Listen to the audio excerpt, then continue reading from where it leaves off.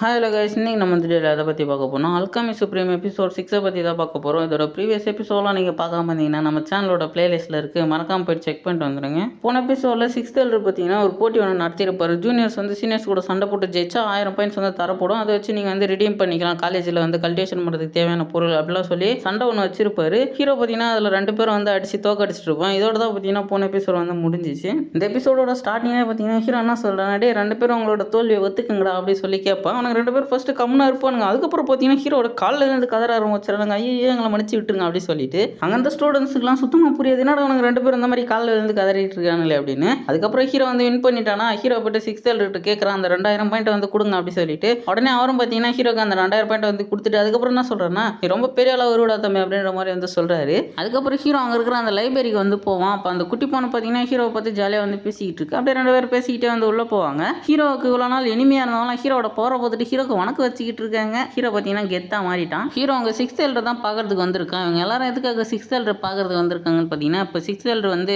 இவங்களுக்கான martial arts வந்து இப்போ சூஸ் பண்ணுறதுக்கு தான் வந்து கூட்டிகிட்டு போய்கிட்டு இருக்காரு. இந்த இடத்துல நிறைய டெக்னிக் வந்து இருக்குது. இந்த டெக்னிக் வந்து நீங்களாம் வாங்கணும்னா நீங்கள் வந்து கண்டிப்பாக பாயிண்ட்ஸ் யூஸ் பண்ணி தான் வந்து ரிடீம் பண்ண முடியும் அப்படின்ற மாதிரி வந்து சொல்கிறாரு. அதாவது ஹீரோ இப்போ வந்து 2000 பாயிண்ட் வந்து வின் பண்ணாலே அந்த மாதிரி பாயிண்ட்ஸ் வச்சு தான் அங்கே இருக்கிற டெக்னிக்ஸ்லாம் வந்து ரிடீம் பண்ண முடியுமா. அப்படியே அவங்க பார்த்தீங்கன்னா ரொம்ப தூரம் பேசிக்கிட்டே நடந்து வந்துருவாங்க. அந்த இடத்துல பார்த்தீங்கன்னா ஏதோ ஒரு ஃபார்மேஷன் மாதிரி ஒன்று ஆக்டிவேட் பண்ணி அவங்க எல்லாருமே வேறு இடத்துக்கு வந்து கூட்டிகிட்டு வந்துடுறாரு 6th எல்டர். இந்த இடத்துல தான் இவங்க இப்போ கற்றுக்க போகிற மார்ஷல் ஆர்ட்ஸ் டெக்னிக்ஸ் எல்லாமே இருக்கான். அதாவது இவங்க பவருக்கு ஏற்ற அளவுக்கு அவங்க வந்து மார்ஷல் ஆர்ட்ஸ் டெக்னிக்ஸை வந்து சூஸ் பண்ணணும். ஒரு ஆள் அதிகபட்சமாக 2 மார்ஷல் ஆர்ட்ஸ் டெக்னிக்ஸ் தான் வந்து எடுக்கணுமா. இந்த இடத்துல வந்து டிவைன் லெவலுக்கு ஈக்குவலான மார்ஷல் ஆர்ட்ஸ் டெக்னிக்லாம் இருக்குன்ற மாதிரி சொல்கிறாரு. இவங்க எந்த மாதிரி டெக்னிக் இப்போ வந்து கற்றுக்க போகிறாங்கன்னா, water, ice, fire, thunder, wood இந்த மாதிரி டைப்பில் தான் வந்து இப்போ டெக்னிக்ஸ்லாம் இவங்க கற்றுக்க போகிறாங்க.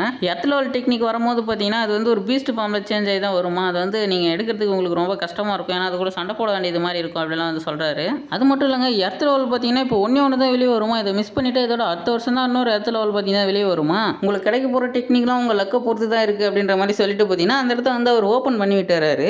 அந்த இடம் ஓப்பன் ஆனோடனே பார்த்தீங்கன்னா அதுக்குள்ள வந்து கலராக பால்லாம் வெளியே வருதுங்க. அதுதான் பார்த்தீங்கன்னா டெக்னிக்ஸ். அதுக்கப்புறம் என்ன சொல்கிறேன்னா, சரி ஓகே நீங்கள் வந்து எடுக்க ஆரம்பிச்சிருங்க அப்படின்னு சொல்லிடுவாரு. ஹீரோ வந்து யோசிச்சுட்டு இருக்கா, நம்ம பவருக்கு ஏற்ற மாதிரி தான் நம்ம சூஸ் பண்ணோம் அப்படின்ற மாதிரி யோசிச்சுட்டு இருப்பேன். ஆனால் அந்த பொண்ணு பார்த்தீங்கன்னா என்ன பண்ணுன்னா, தண்டர் டைப்பில் போய் எடுக்கலான்னு போகுமா, அது பார்த்தீங்கன்னா அடியை போட்டு பின்னால் தள்ளி விட்டுருது. அந்த குட்டி பொண்ணுக்கு பார்த்தீங்கன்னா ஹீரோ டெக்னிக் வந்து சூஸ் பண்ணி கொடுப்பேன். அந்த குட்டி பொண்ணு பார்த்தீங்கன்னா அந்த டெக்னிக்கை போய் எடுத்துகிட்டு வந்துடும். அது பார்த்தீங்கன்னா ஒரு வுட் டைப் டெக்னிக்.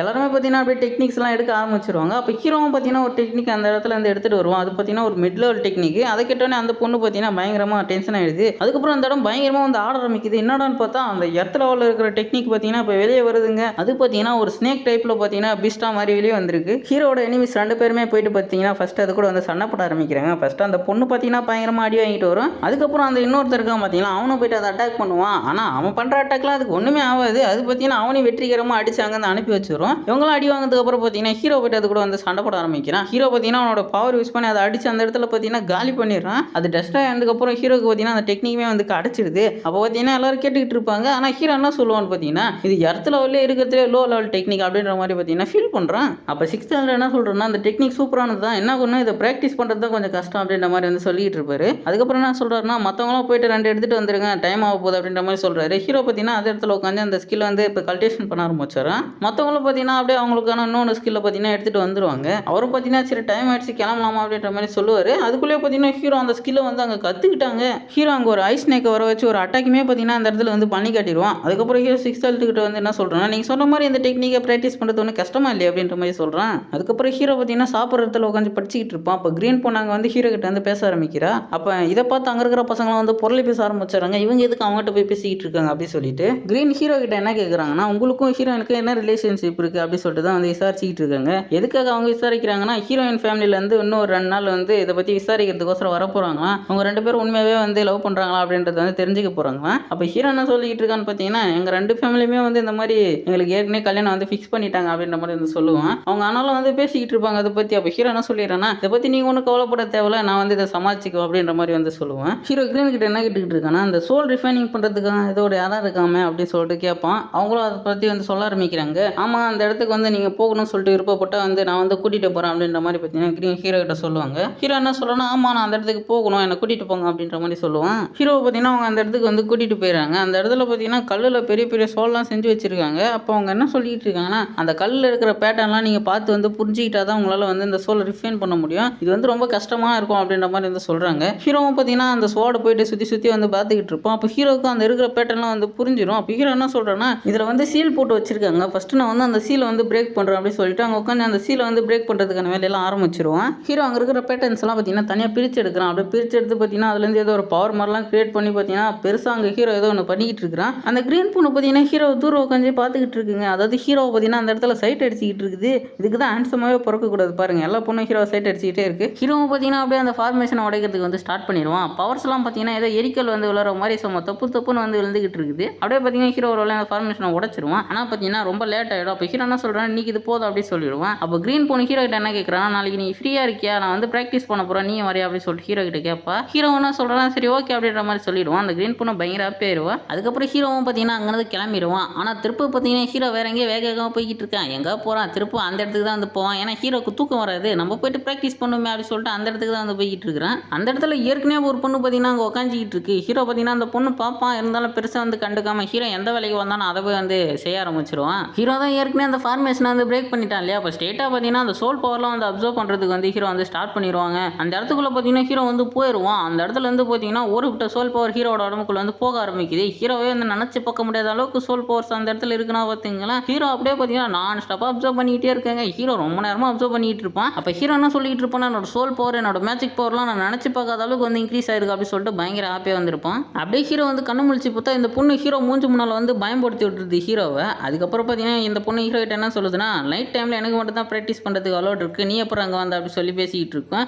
அந்த பொண்ணு ரொம்ப திமிராக பேசுமா. ஹீரோ பார்த்தீங்கன்னா அதை கண்டிக்கவே மாட்டான். உடனே அந்த பொண்ணுக்கு வந்து ஹீரோ அட்டாக் பண்ணுது. ஹீரோ பார்த்தீங்கன்னா அசால்ட்டாக அதுலேருந்து வந்து மிஸ் ஆயிடுவான். அதுக்கப்புறம் பார்த்தீங்கன்னா அந்த பொண்ணு திரும்ப ஹீரோ அட்டாக் பண்ணுறதுக்கு வருது. ஹீரோ பார்த்தீங்கன்னா பதிலுக்கு அட்டாக் பண்ணுவான். ரெண்டு பேரோட பவருமே பார்த்தீங்கன்னா ஈக்குவலாக இருக்கிற மாதிரி தான் தெரியும். அந்த பொண்ணு பார்த்தீங்கன்னா திரும்ப வந்து அட்டாக் பண்ணும். ஹீரோ அதுலேருந்து மிஸ் ஆகிட்டு பார்த்தீங்கன்னா ஒரு கிக்கு வைப்போம் பாருங்க, அந்த பொண்ணுக்கு பயங்கரமாக அடி வந்துடுது. அந்த இடத்துல அந்த பொண்ணு பார்த்தீங்கன்னா ஹீரோவோட பவரை பார்த்து பயந்து அந்த இடத்துல இருந்து சமாதானமாக போயிடும். பின்ன ஹீரோனா சும்மாவா, ஹீரோலாம் பாரபட்சமே பார்க்க மாட்டான். பொண்ணாக இருந்தாலும் பையனாக இருந்தாலும் பர்ஃபெக்டாக அடிக்கிறான் பாருங்க. அப்படியே கிரீனை காட்டினா கிரீன் பார்த்தீங்கன்னா ஹீரோக்கோசரம் வெயிட் பண்ணிட்டு இருக்கா. அதான் ஒன்றா சேர்ந்து ட்ரைனிங் பண்ணலாம் சொன்னாலே. ஹீரோவும் பார்த்தீங்கன்னா அந்த இடத்துக்கு வந்துடுவான். ஹீரோ வந்தோடனே பார்த்தீங்கன்னா கிரீன் ஹீரோ கூட்டிட்டு பார்த்தீங்கன்னா உள்ள போக ஆரம்பிச்சாரா. அந்த இடத்துல பார்த்தீங்கன்னா நிறைய பசங்க உட்காந்து வந்து ப்ராக்டிஸ்லாம் பண்ணிட்டு இருப்பானுங்க. அப்போ கிரீன் என்ன சொல்கிறேன்னா, இங்கே ஒரு தனியான ரூம் இருக்குது, அங்கே போயிட்டு நம்ம ப்ராக்டிஸ் பண்ணலாம், அங்கே யாருமே வந்து நம்மளை டிஸ்டர்ப் பண்ண மாட்டாங்க அப்படின்ற மாதிரி வந்து சொல்கிறேன். அந்த ரூமையுமே பார்த்தீங்கன்னா ஒரு டோக்கன் யூஸ் பண்ணி ஓப்பன் பண்ணுறாங்க. இது பார்த்தீங்கன்னா ஒரு எவன் லெவலில் இருக்கிற ஆள் வந்து ப்ராக்டிஸ் பண்ணுற ரூமா. அந்த இடத்துல பார்த்தீங்கன்னா ஸ்ட்ராங்கான ஸ்பிரிச்சுவல் எனர்ஜி இருக்குது அப்படின்ற மாதிரி ஹீரோ வந்து சொல்லுவான். கிரீன் பார்த்தீங்கன்னா அந்த இடத்துல ஹீரோ வந்து சண்டை கூப்பிட்றா. அப்போ ஹீரோ பார்த்தீங்கன்னா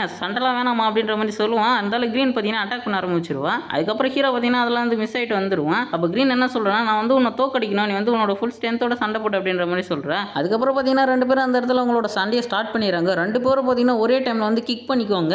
அந்த கிக்கோட பவர் பார்த்தீங்கன்னா வேறு லெவலில் இருக்கும். அப்போ கிரீன் வந்து என்ன சொல்லிட்டு இருக்கானா, எப்படி என்னோட ஸ்ட்ரென்த் அப்படின்ற மாதிரி கேட்குறா. அப்போ ஹீரோ என்ன சொல்கிறான்னா, பரவாயில்ல சரிவா நம்ம திரும்ப சண்டை போடலாம், இதில் வந்து நீ தோற்று போயிட்டுனா அழுவக்கூடாது அப்படின்ற மாதிரி வந்து சொல்லிக்கிட்டு இருக்கான். இதோட பார்த்தீங்கன்னா இந்த எபிசோடு வந்து முடியுது. அப்புறம் ஒரு முக்கியமான ஒரு விஷயம், ஃபயர்மேன் காட் ஆஃப் வார் பார்த்தீங்கன்னா கம்ப்ளீட் ஆக போகுது. அடுத்து என்ன அனிமே போடலாம் அப்படின்றத உங்களோட தாட்டை வந்து கமெண்ட்ல வந்து சொல்லிட்டு போயிருங்க. மறக்காமல் வந்து எல்லாரும் சொல்லிட்டு போயிருங்கப்பா. அப்படியே அந்த வீடியோக்கு ஒரு லைக்கை போட்டிங்கன்னா கொஞ்சம் நல்லாயிருக்கும். அப்படியே யாராவது நம்ம சேனலுக்கு நீங்கள் ஃபஸ்ட் டைம் வரீங்கன்னா மறக்காமல் அந்த சப்ஸ்கிரைபே கொஞ்சம் தட்டி விட்டு பாருங்க. முடிஞ்ச அந்த பெல் ஐகான் நோட்டிஃபிகேஷனுமே கொஞ்சம் ஆளில் போட்டு வச்சிங்க. அப்போ தான் நான் போகிற எல்லா வீடியோமே உங்களுக்கு ஆன் டைம் நோட்டிஃபிகேஷன் வரும். தேங்க்ஸ் ஃபார் வாட்சிங். பை காய்ஸ், நெக்ஸ்ட் எபிசோடில் மீட் பண்ணலாம்.